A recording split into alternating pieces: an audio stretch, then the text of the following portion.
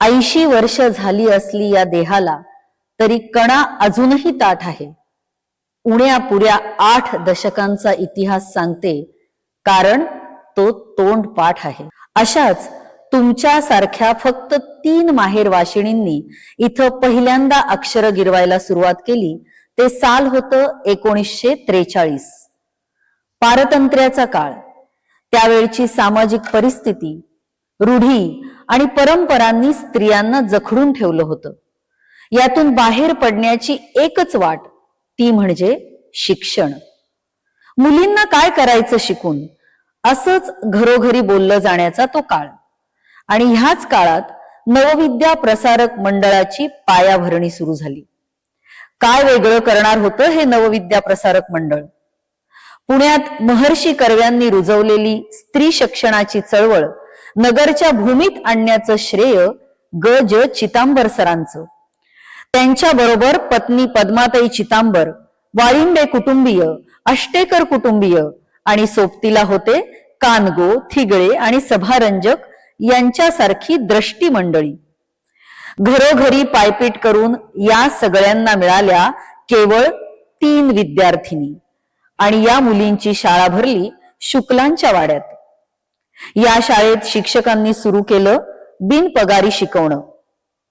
ही धडपड लक्षात येताच तेव्हाचे कलेक्टर देसाई यांनी ही आजची जागा सरकारी दफ्तरातून बाहेर काढत नवविद्या प्रसारक मंडळाला दिली. जागा तर मिळाली, पण ती मोकळी, खोल्या नसलेली खुली. इमारत बांधण्याचं एक मोठं आव्हान या मंडळींच्या समोर आलं. इथे कामी आला तो त्या काळातला श्रमदानाचा संस्कार. शिकू इच्छिणाऱ्या विद्यार्थिनी, शिक्षक आणि नवविद्या प्रसारक मंडळाच्या मागे असणारे काही पाठराखे, असं सगळं सैन्य इमारत उभारणीच्या कामाला जुंपलं.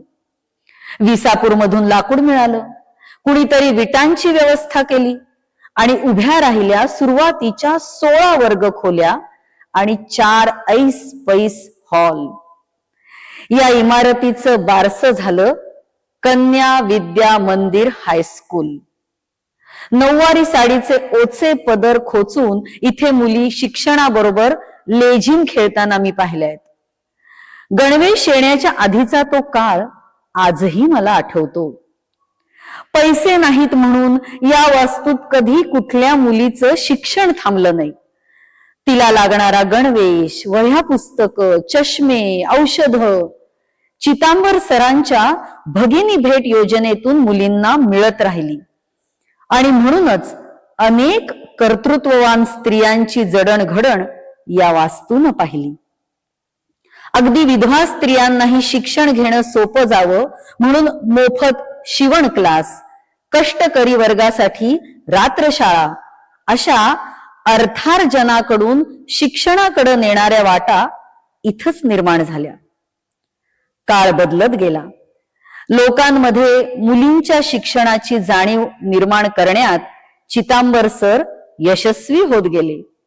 म्हणून तर 3 मुलींपासून ते हजारो शिक्षित मुली माझ्या अंगा खांद्यावर खेळत मोठ्या झाल्या, अगदी लौकिक अर्थानं सुद्धा.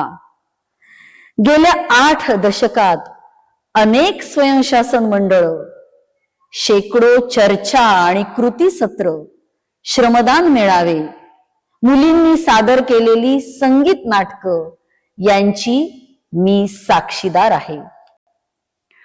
पुढे मुख्याध्यापक जी.डी. कुलकर्णी सर तसंच कमल देशमुख बाईंनीही तळमळीनं हा वसा पुढे नेला. बदलत्या धोरणांचा मागोवा घेणारे ऍडव्होकेट सतीश भोपे, उषाताई देशमुख, रवींद्र साताळकर, दीपक देशमुख, अंजली वैद्य, चंद्रशेखर धर्माधिकारी, निलेश वैकर या सगळ्यांच्या योगदानामुळे नवविद्या प्रसारक मंडळ अधिक जोमानं आणि प्रभावीपणं एकूणच शिक्षण विश्वात आपली वेगळी ओळख टिकवू शकलं. मुख्याध्यापकांची ही गौरवास्पद परंपरा शाळेला लाभली ती अगदी आत्ताच्या मुख्याध्यापिका असणाऱ्या रोकडेबाईंपर्यंत. माझ्याच लेकीबाळींनी स्थापन केलेला माजी विद्यार्थिनी संघ शाळेशी नातं टिकवून असल्यानं मला सतत जिव्हाळ्याची प्रचिती येत राहते. ज चितांबर सरांच्या कृतज्ञतेपोटी अनेक प्रतिभावंत या वास्तूत येऊन गेल्याचंही मला अगदी ठळकपणे आठवतंय. पंडित भीमसेन जोशींचे सूरही माझ्या कानावर पडले. शिवाजीराव भोसल्यांचा आवाज अजूनही या परिसरात रुंजी घालतो. शंकर पाटील असतील, अनिल अवचट असतील, कुलदीप पवार, सिंधुताई सपकाळ, सुहासिनी मुळे यांनी दिलेल्या भेटी, केलेलं कौतुक या वास्तूनं अनुभवलंय. श्रमदानापासून ते मल्लक खांबापर्यंत, पाटी पेन्सिली पासून खेळाच्या मैदानापर्यंत, संगीत नाटकांपासून वाद विवाद स्पर्धांपर्यंत, राज्यस्तरीय एकांकिका स्पर्धांपासून रंगभूमी शिबिरांपर्यंत, गायन हॉल पासून ई लर्निंग हॉल पर्यंत, प्रभात फेरी पासून गीतमंचापर्यंत, पारतंत्र्यापासून ते अगदी थेट 21व्या शतकापर्यंत मुलींनी घेतलेली झेप, याची देही याची डोळा मला पाहता आली, याचं खूप खूप समाधान आहे. संध्याकाळी शाळा सुटली की भिंतीचे दगड बोलके होतात. कितीतरी आठवणी, कितीतरी सोहळे, कितीतरी चेहरे समोर रेंगाळतात. उडून गेलेली पाखरं माहेरपणाला परत यावी तशी स्वप्नही पडतात.